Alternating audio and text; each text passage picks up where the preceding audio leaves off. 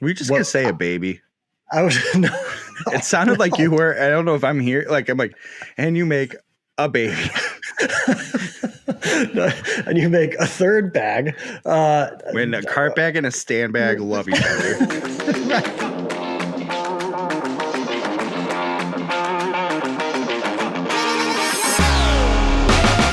Hey everybody, welcome to episode 46 of That Range Life, a show sometimes about golf. I just want to take a little credit. I got the name right and episode number right out of the gate. You're welcome.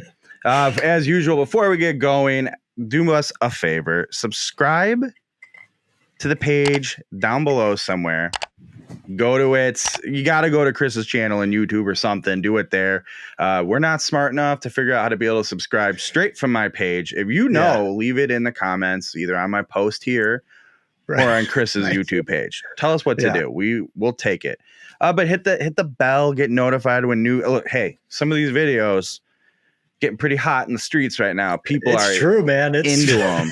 It's a thing. So there's a lot more. We kind of teased all this other stuff we've been doing, and I feel like there's been a lot of activity. I hate to say this, YouTube. The way things were shaping up, that golf was hot, but things were a little dry in golf blog world, I thought. Yeah, and I'm like, we're gonna be pulling teeth. I don't think so. I don't either. We got stuff. I think we got some videos coming. I mean, I think we're going to have a little less some of the in-person plans we might have had planned. I have one idea. I got to shoot out to you and Adam Unfiltered tomorrow. But we have some stuff coming. And we have some plans, and we're learning, and maybe some different projects on the horizon. We're just going to see which way the wind blows us. But I think it's worth subscribing and being notified when a new Chris McEwen YouTube channel video goes up. And you can be if you subscribe now, you could say, I was there when it all sort of began. You could be a Chris McEwen YouTube hipster. I don't know if you can at this point. I think we might be past that. Might be a little too hot. You might be right. You've doubled your. It's kind of crazy. You've doubled your subscribers since we started this show.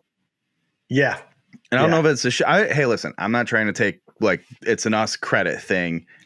There's a lot of great content on at Chris McEwen at YouTube, right? There is, but it's going somewhere. This channel's going somewhere. There's things happening both by yourself, with me, with other people. We're doing stuff.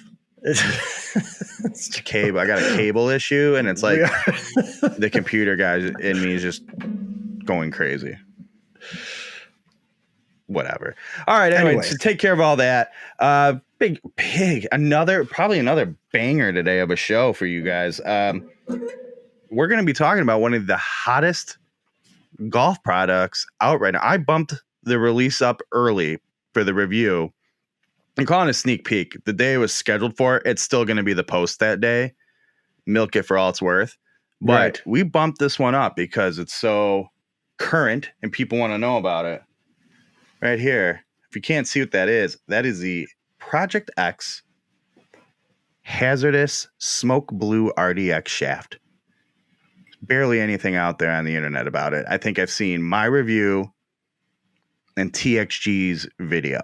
Which, of course, same day as I sneak peek the release. So Project X is like, man, whose video are we going to share? Obviously, or whose content are we going to share? Obviously, you're going to share TXG. They're the GOAT in equipment video reviews right now. It is what it is. Yeah. And the one guy's got a Scottish accent. We don't. We sound like we're from Chicago, and we haven't brought this up in a while. And one of us grew up with a speech issue. Like, we don't have a Scottish accent. You're dealing with us. Right.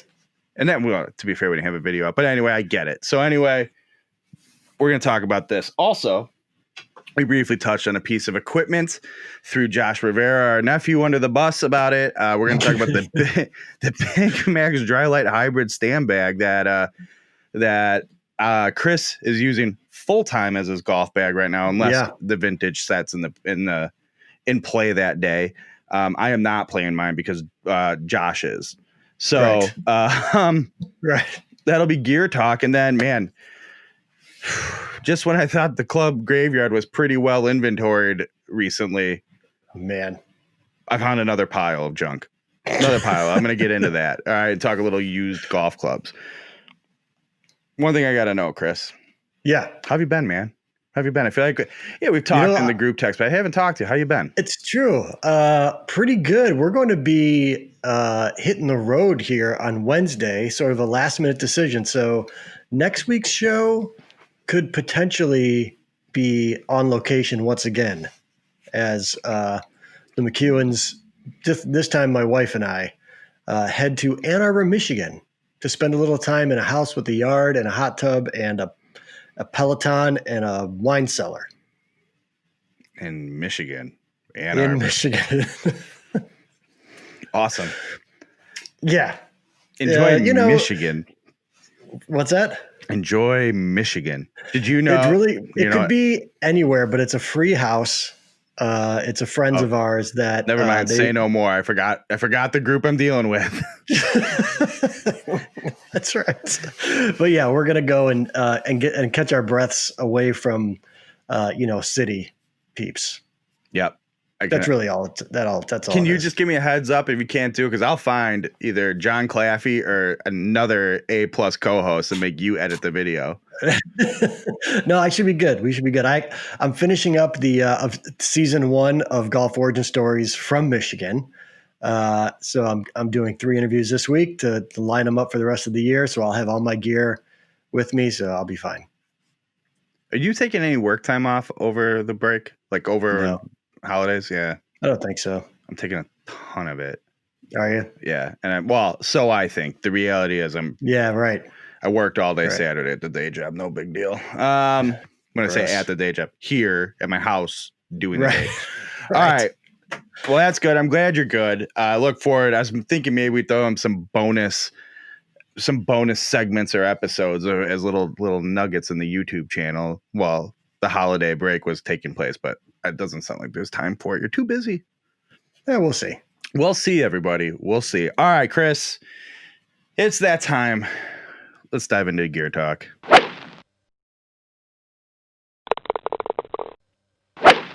All right, Chris, gear talk, big one this week. This is a good one. All over the internet. I don't know why. It's not like you can really see it. We're going to put pictures in. But this thing, flip it over. Yeah, as you can see, I'll just tell you I had a little build issue. So I had to re-tip it. So I took the grip off to get nice and clean in there. And apologies for the sloppy end here. But this thing, very excited about it. And it's interesting because I want to say the first glimpses we started getting at it were maybe right around the US Open, and they had the limited edition with the Hazardous logo and like the American flag, and people were really excited about it. But there's like no information on it anywhere. And to the point where is it real quick? Is it like not available yet? It just started hitting this week. Okay.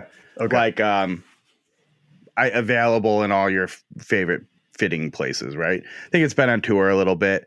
But so everybody was seeing the smoke black RDX and the smoke blue RDX, but like no one really knew anything about the blue. And I mean, I Googled, I couldn't find anything, found a lot of stuff from some of our friends and colleagues about the black. So I had to reach out. I had both of them, and I had to reach out to Project X and be like, hey, I need some info here. I don't know what the deal is with this. Maybe it's a terrible shaft and doesn't do anything you say it's supposed to do. Or maybe it's like, oh my God, it's exactly as advertised. So anyway, it's a good looking shaft. We'll have pictures up again, but it has that like shiny PVD finish at the Hazardous smoke green, the Hulk had, but it's blue. And it's a nice, it's definitely flashy and catches your eye, but it isn't, it's, still pretty tasteful. It's straightforward. It's not like a big bright fluorescent hockey stick. It's pretty, it's good looking shaft, real good looking. They used a new materials in it, technically called it's a company called HexTow, and the carbon fibers are called HexTow. Now, what that means, I don't know, but they use 2 different types to make this shaft profile. And this company, I did some research on them, and basically their MO is making supportive structural materials. I don't know what that means, but that's plastics, composites, whatever, right? Sure. Okay. And this HexTow is used in aerospace. Don't know what for. I don't know if you're building planes. I don't know. This, and we're starting to get like in Josh Rivera engineering territory. Right. I'm sure it has to do with like, stressing a piece of material, right? I mean, so that would make all sense. of the shaft companies right now, the big fight has been torque and stability, right? Yeah. So when you swing a golf shaft and it flexes and torques and all that, the walls, like, the round walls will like go like this. Trying to get your camera angle right. We'll do like that. But the more they stay like this the whole way through, the more stable the shaft's going to be, and you're not going to squirt the ball all over the place. It's going to hold its shape, and instead of like spending all of the energy to transfer to get back to that shape, straight, right? Yeah, it stays into that and instead transfers your energy into the ball. And you know what that means? It goes farther. Ball speed. It goes farther because you're transferring into the ball, not coming back to shape at your energy release. So this supposedly is a material that allows them to do that more. Now, I don't have a bunch of fancy computers and tools to verify all that. I'm taking their word for it.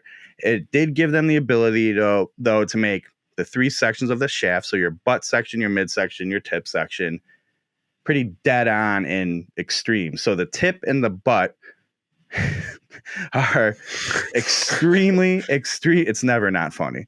Extremely stiff, very firm, like almost unheard of levels. But then to counter that, because you don't want to, go take out a telephone pole in your parkway. That's that grassy area between sidewalks and the street for you non-Americans. That's what you might call it. There's other names, but I call them parkways. You might take a telephone pole out of there and it'll, that's what it'll feel like. But they made the midsection like very, very, very soft. So it balances it out. Now, what does that mean? Well, because of that softer midsection, you can still feel that energy load and feel that release and like get a nice smooth, but active kick out of the shaft. Whereas, so the smoke, we'll get into it when the review comes up, but the Smoke Black RDX is pretty stiff all the way through. It's for the big boys who want to, you could really get a nice aggressive swing into it. Yeah. Where this one, you can feel it load up and release. Players who like the Hazardous yellow or the Hazardous smoke yellow will find this familiar. But as I mentioned, the butt and the tip section being stiffer also helps you keep that launch down and your spin low, even though the midsection is soft and that might sound like, oh, this thing's going to flex and whip on you. It doesn't. Yeah. Okay. That's kind of what I was thinking. Yeah. Right. That like noodly feeling. Everybody knows that. If you're watching this and you're interested in what I have to say about this thing, that feeling. You're familiar with that feeling. You're a gear guy. Like, that noodly shaft because it's got too soft of a midsection and you just can't do anything with it. Not the case here. Okay. But like I said, those ultra stiff sections still keep the spin down, still keep your launch down. I want to say, see if I get this right. I want to say my average spin on it was 22.99, which is pretty low for me. Mm-hmm. And anything lower than that, it starts just like dive bombing into the ground. I like to be right at about 2,200. And then my launch was 10.7. Some people might tell you 10.7 degrees is a little low with my speeds and that spin, whatever. But I mean, I should have wrote it down. But I think I was averaging like 291-ish of carry. 3 something total. Can't complain. It was awesome. Yeah. Important thing to note, it is a counterbalance shaft, so you have more weight toward the end. The key there is remembering these modern driver heads are being made heavier than the ones of yesteryear. We've talked about this on the show before. Yeah. What that counterbalance is going to do, it's going to make that club feel a little more balanced evenly through, as opposed to feeling like a long pool cue with a sledgehammer at the end of it. Some people don't mind that, your Cameron Champs of the world and the Brooks Koepkas, they can whip these things around, whatever. Right. But for a guy like me with a fairly aggressive tempo and just my general feel, having that counterbalance in a modern head is a big deal. So it's pretty impressive. I think, yes, the Hazardous yellow players of the past will like it, or smoke yellow. Just any of you yellow players will like it quite a bit. It's probably a little firmer than the yellow family. And then players who maybe found the Hazardous smoke green, I haven't A-B'd them, but off of my memory with it, might like this shaft as well and find it to not spin and launch as much as that shaft did, because that shaft was supposed to be like the most stout, heavy, low spin, low launch in the lineup. But there was a faction of people who did not find it to be so. I was one of them, where I think this one actually delivers that. So there you go. Try it out. I have lots of questions when it comes to shafts, but why the anticipation for the release of this shaft? Just because was it because of the unknown, or is there a huge throng of Hazardous shaft fans? Original Hazardous black shaft came out. Yeah. It's been a wildly popular series for Project X. Like, people have loved it. And because, a lot of people have tried to make those low launch, low spin, just rebar golf shafts in the past, and they're just not that good. And they did it with that first one. I mean, it was just hitting a telephone pole, and it did it. Like, I couldn't play that shaft back in the day, because I'm like, it did what it's supposed to do, but I'm not man enough for it, Right. So, right. And I couldn't get any feel. It didn't have any life to me. But if you couldn't keep a ball in play, it was good. Yeah. And then the Smoke Black came out the next generation. I can't remember, it was the next year or 2 years, but it felt better. So it's like they were making progress. But you got to remember, tons of people love this stuff. That yellow is good. J-Riv has a Hazardous yellow in his driver. I know he loves it. Yeah. But it's just been wildly popular, and you mix in a little bit of hype. Hazardous hype with not much information on it.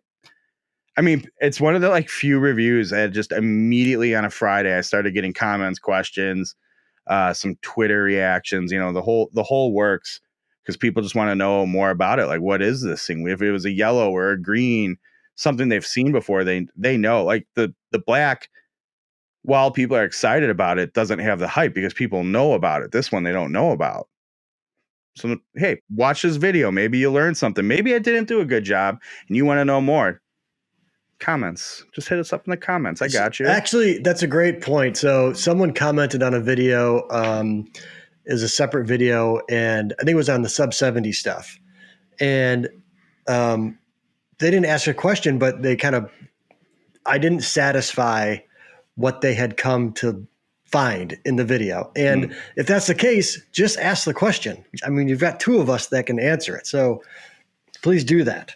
And if we can't, we'll send a text. We'll ask somebody who does. We'll find the answer. I mean, that's the point. Like, if we don't know, we have the resources, so to speak, to find out. So definitely ask. Or you can get nuts. Go to driverangeheroes.com, read the review. Right. And then go, all right, it's two strikes, bro. You don't have my answers. Comments get me. Right. Anyway, I'm excited about it. I had to rebuild it. I think I'll spend a little time with it. I've been playing the Hazardous Smoke Green in my beloved EXS 220 fairway wood, and that was a case of I didn't really have much laying around that fit the 3-wood profile I was looking for, that I was willing to take apart. And I put that thing in there, and the rest is history. I don't need to say any more. We've talked about that thing enough. Yeah. Now I have another question we're going to get into.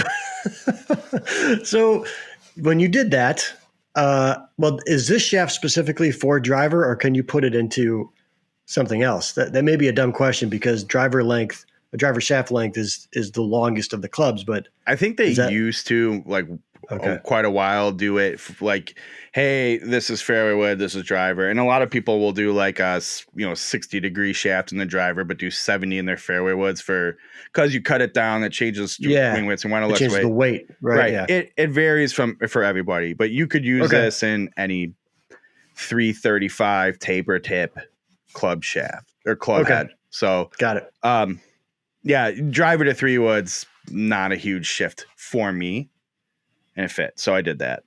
And we could get in a whole conversation about that. Start talk shaft tipping, butt flat. Right. Well, that's a whole. We have a segment in 2021 for all those sorts of things. That this exact Q&A session. I mean, Jesus, that'll be a That'll be an episode in its own. Like, make sure we'll find a week that's like light on gear and just go, all right, we're not doing any gear talk, no other conversation. We won't even do the intro, just straight into it. And then we'll cut it into like 3 parts. Right. Right. And our views will go way down. Right. All right. So that chap's great. Also have a review on this bag, driverangeheroes.com. There's another great, even better review, clearly from months ago. I noticed the weather and the apparel. Another review of it on Chris McEwen's YouTube page. That's worth watching. It's probably easy to find if you're watching this video on his page already. Check it out. Chris, tell me more. Let's beyond the gift guide. Let's dive into maybe a little more specifics with the Big Max Dry Light hybrid stand bag. Yeah, so I can actually put like what's called a card. I think it'll be on your side that you can click on. That'll link to the video review that I did. So that's going to be like over your left shoulder. It'll be over your shoulder, like somewhere over there. Right, right. Anyways, click here. Yeah. So Big Max Dry Light Hybrid. Right. So the name hybrid tells you a little bit about it. So you have a cart bag, right? Big, ginormous, tons of space. You always put it on the back of a cart to drive the golf course. And it's a little smaller than like a pro staff bag, but it's still massive. Meanwhile, you have the carry bags. Out too. So think of your general golf bag, right? The spine of it, you have your strap or your straps if it's backpack, that handle on the spine, and then that you have your pockets, and then your pockets like go down the side. Mm-hmm. Cart bag, it's like all turn around. The straps is on the other side. Right, is there just true. Like it's kind of a necessity, almost like throwing a rifle over your shoulder, right? Right. And all your really pockets. It's meant to go from the trunk to the cart. And that is it. Right. So all your pockets are just right there, nice and open with huge side pockets. They're mammoth. Right. And a carry bag is opposite, right? Smaller, obviously, slimmer, not as roomy because you don't want to, you're going to carry the thing on your back, and the straps are on what you would call, I guess, the front of the bag, where the pockets also kind of live, because that's how you're going to carry it. And that's just kind of the way that thing works. Mm-hmm. Fair? Fair. Makes sense?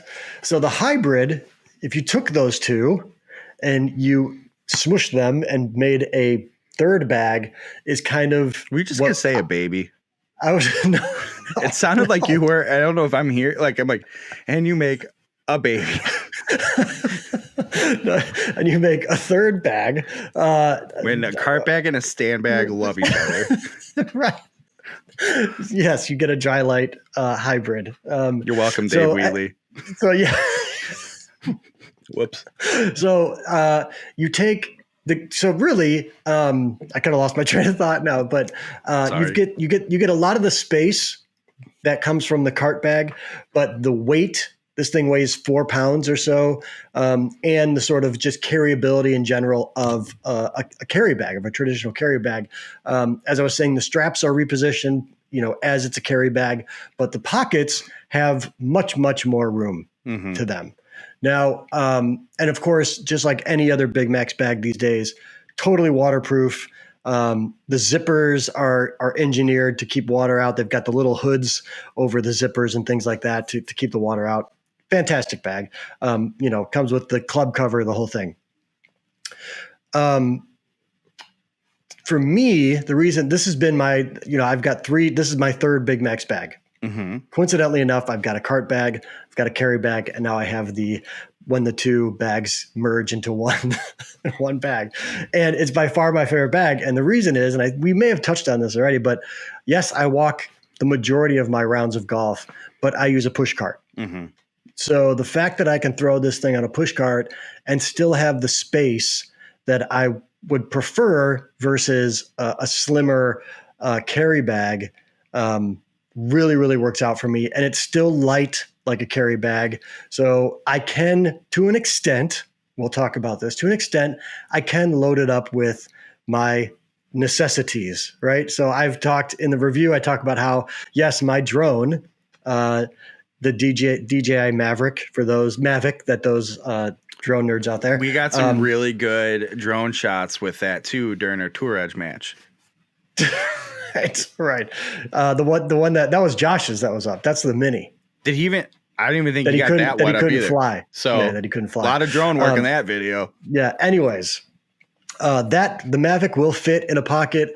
My GorillaPod tripod will fit in a pocket, along with all the actual golf things like golf gloves. I actually right now I just counted them the other day when I went to the range. I have 5 golf gloves in a single pocket. And then there's 2 more spots on the bag for Velcro-y golf glove spots.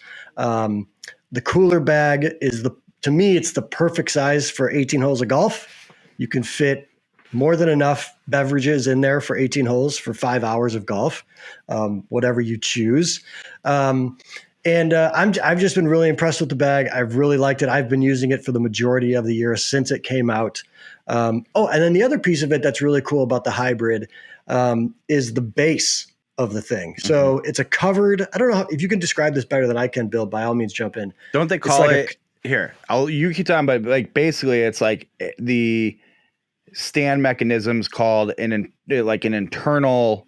Yeah, so you can't see the how that action happens, right? The foot of the bag is what kind of moves, right? So the base of the bag kind of moves, and what that allows you to do is again use it in multiple different ways. So you can use it as a stand bag and put it down on the ground. By the way, legs will kick out. They call it a hybrid stand mechanism. Okay, hybrid stand mechanism. What the hybrid stand mechanism allows you to do is use it like a stand bag where you put it on the ground and the legs kick out. And it's easy too. Like, it's not having had one myself. Like, it's not like you don't fight it, because some people think like you need that. They are designed the way they are designed for quick, shoot out and get good balance. And so you could see that where you go, oh, this is going to be kind of a pain in the ass to get to launch the legs, but it's smooth. It's easy. No, it really is. It's like any other. It's the exact same way that my carry bag reacts when I put it on the ground and lean it forward. The legs kick out, and that's the end of it. So it's got that piece of it. But the other kind of hybrid-y sort of thing is that you can Velcro those legs, to the bag basically, and then you can toss it into a golf cart or you can toss it onto a push cart, and you don't have any issues with the flap sitting a certain way or whatever, like those weird little things that happen. If you've had a sandbag that doesn't have a good stand and try to put it in a push cart, and then the whole 18 holes, your 2 legs are like sticking out, dragging behind you. Right. It's so nice that never mind. Yeah, there's a reason most stand bags have strap locking services of some sort, whether it's elastic or Velcro. But because this is just a completely flat surface with this internal hybrid stand mechanism, it just drops right in that cart and nothing, like it's nothing. Yeah. You don't even really need those stand locks. Yeah, it's true. That's very true. But yeah, it's just been, it's a great bag. And I will say it now, I'm a big Max guy. I've always liked their stuff, but I think they've kind of figured things out with this hybrid bag. I think this is the bag that I can play, for years on end. It's just the perfect combination of everything I need. And in fact, I don't, I like this. I like the cart bag. I haven't used it in years. It's just too much. I have a little tiny car and it fills the whole thing. And this one just kind of fits perfectly wherever you put it. It's really with nice. all due respect, you're a little tiny boy. It's true. It's true. You do not need right. I'm like the kid in Caddyshack trying to carry what's his name's bag. Let me carry it for you. No, I got it. Yeah. Right. Yeah. That's that kid. Yeah. That's me basically carrying a cart bag. So yeah, it's a good one. And we're missing one. Go ahead. Yeah. I'm trying to think of, there's one key feature. Yeah. The other key feature for me that I have really come to appreciate is the 14 full length dividers. This is in the bag. I forgot about that completely. I'm glad you brought it up. Yeah. Go ahead. So again, for me, I like to have a home for each one of my clubs, and cart bags traditionally provide that to you. Carry bags do not, right? They usually have like the three sort of space area. And it isn't even so much about the clang. Like, yeah, the clang can get a little annoying or whatever, but like to me, that's become such a sound of golf that it doesn't bother me. But what I like is being able to know exactly where my clubs are. I never have to worry about forgetting a club because if I have a slot open, I'm aware of it. So, and they're full length, which is great. So there's no grips running into one another. It's great. Yep. 14. Now, what's yours? 14 and 14 slots, they all have to be divided. Has to be. Right. For sure. One thing I forgot about, and I think they can't make this claim, and they wouldn't, because they want you to buy their carts too, but they implemented a nice little feature here. They made the bag about 1.5 inches taller. So from base to top, right, where the clubs come out is 1.5 inches taller. And what this does with all of their carts, can't speak for the competition, but maybe I saw it work on a competitor's cart. That taller part fits just right with their brackets. So like if the brackets here, instead of like stopping here, and then you have the whole like cart console, and your clubs are beneath it. It's hard to get out. Yeah. It gets above that, and not like against it, but it gets above it, and it rests perfectly in that top bracket on a Big Max cart. It makes getting them in and out easy, still getting to your cart. You're not getting that big like traffic jam in the console of the cart, which, you can see that sometimes. I'm not telling you I have that with every bag and every cart, etc. But yeah, it was so nice on the push cart, just being like, in and out like a breeze. That's really funny. That's something because I have a Big Max push cart. It's something I totally take for granted because I haven't had to struggle with that ever. But I even get one of the older bags that doesn't have that extra length. You'll see. Sure. You'll notice. Yeah. And I mean, it's at first like, okay, it's just that who cares about that? I'm like, trust me, it's real nice. It's very nice. Yeah, it's a good point. So there's a feature. All right. Anything else you want to cover on the Big Max Dry Light Hybrid Bag? No, that was a pretty thorough overview. Go watch the McCune Reviews episode. It's all of 6.5 to 7 minutes. You'll get the full detail of the bag. Perfect. All right, Chris, that's gear talk.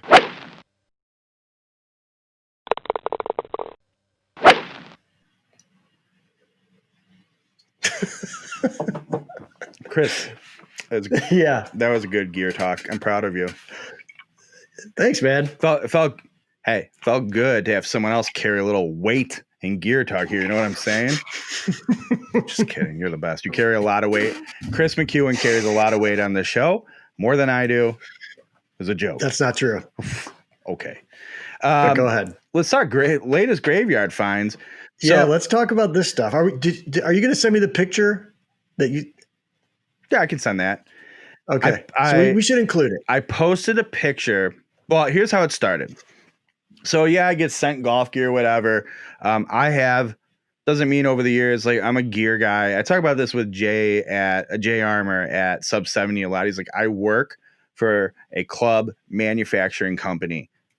I still can't help it. I still buy used gear, crazy things. He goes, he's very similar to me in terms of the graveyard, And I think I also run into, I'm looking right now, I have an original Cobra ZL head that's before the Z. I mean, I'd be shocked if half the people know what it is, just sitting right here. And there's always that sense of this was really good for me. I'm going to keep it in case I ever have to go back to it. I need Old Faithful. Right. It's 12 years old now. I'm never going to play that driver again. Never.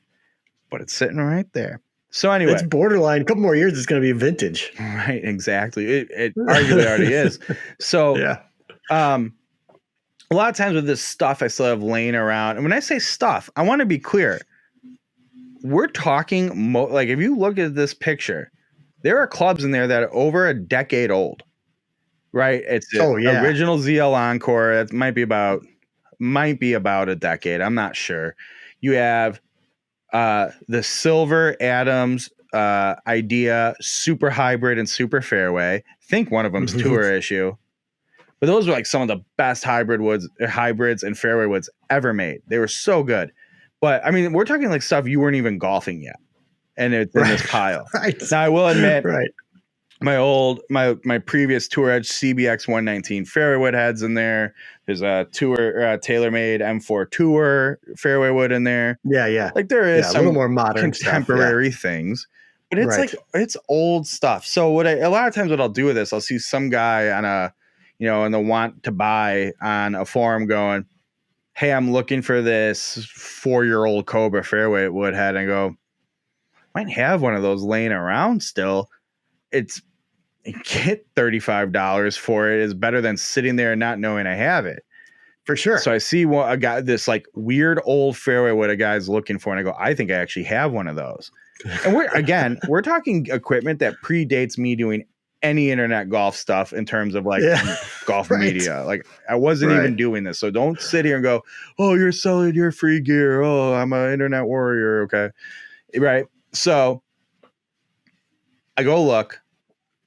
I can't find the 3 wood. I can only find my 5 wood and the driver because I had it as my wood setup. Like I had it. Don't know where it is, but as I'm looking for it, like, I recovered. I knew where that Tour Edge was. That was like a recent I want it out of here, so I'll put it here. And then it's like once I just started, kind of uncovering everything on the shelf. I mean, what was in there? Like a dozen heads at least. And there were some gems there. I had like a straight. Oh, no, I didn't. I think I was missing one. No? Maybe. But I had like a Cobra vertical going, if you will. It was like ZL Encore, LTD, and then maybe right into the F7 head, which I'm going to be honest with you, I didn't even know I had it. Yeah. So this means that I know I have a blue F7 driver fully put together. It's in the garage. But on the basement shelf, I apparently have a F7 head. Didn't even know I had it. Black one. I really like the F7 for what it's worth.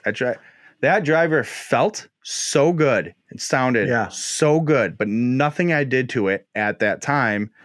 Yeah. Maybe if this guy was around back then, that's right. I couldn't get the spin down on that thing. I couldn't do it. So never played it.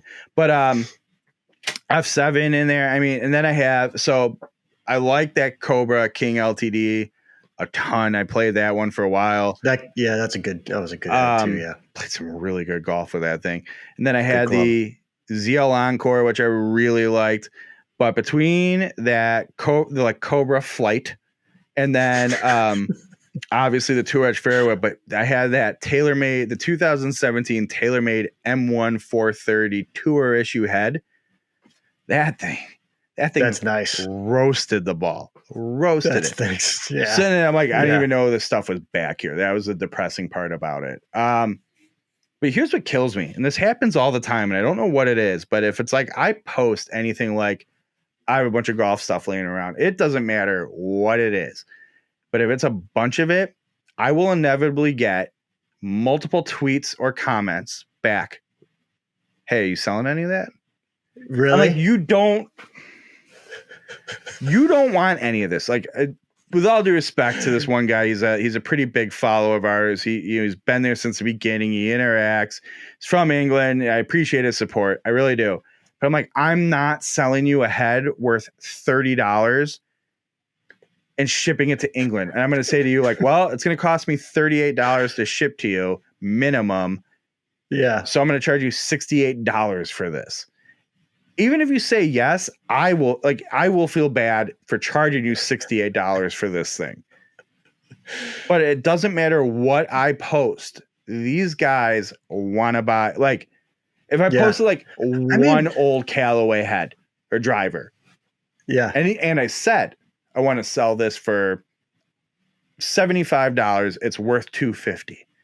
Yeah, no one would care. But I post a pile of this stuff. It is like blood in the water. The sharks just come, and I go, guys, you don't want this. You don't. Trust me. You're turning into me if you do this. No, I can see someone who's like, I always play those fairway woods. I've gone through like 6 of them, and they're hard to get now. Please give it to me. Right. Okay, right. fine. Right. But it is fascinating. And I don't know if I'd like to go, well, it's this year. Used golf clubs are hotter than ever because everyone's golfing again. but it's not. It's like golf nerds like us. It's the right. It's crazy. And in a way, I do go through that little bit of too, like, I didn't even know I still had this. So as far as I was concerned, it didn't exist. But I'm like, oh, but I really want to keep it. I need this. Right. Right. Meanwhile, my wife's like, oh, I see you have like and so I took it and I'm like, maybe if I keep it in like one box right here, I won't forget it's there and we'll do something with it. She's like, oh, you're going to sell all this stuff? I'm like, oh, no, not yet. No. It's like, God, I hate golf. I hate you and I hate golf. And I say, I get it. I understand. So yeah, just so everybody knows, Uncle Bill's Club Graveyard alive and well. It's good to hear. All right. Well, you're leaving for Michigan soon. It's true. We still have a lot of stuff to talk about, and it was a show. We had a show today. Hopefully, people enjoyed our gear talk. That was a good gear talk. It was a good gear talk. And just last reminder: like Chris's YouTube page. Not like, subscribe. Well, I guess like, I don't know. I'm getting old. Like I don't know how the cool stuff on the internet works anymore. Adam Unfiltered is like, you should TikTok. It's like, get up. What? Excuse me? Oh God. I didn't even, he was kidding, but right. Like, I remember when I was like one of the first people to have Facebook, I was one of the first people on Twitter. And now I'm like, I don't know what to do with this. I'm lame. What do the kids do on YouTube? I don't know. Anyway, subscribe to the YouTube page, click the bell, do all that. Chris will respond to the comments if I don't, or he'll tell me to. One of the two. And make sure you hit up the reviews that Chris linked somewhere down here. Or up here. You know. Yeah. Hit the card. Something like that. Yeah, that's a good idea, right? That's new show bit. We'll do that. But check it out. Thanks for watching, and hey, we'll see you next week. Chris, I'll talk to you later. See you, man. Bye, everyone.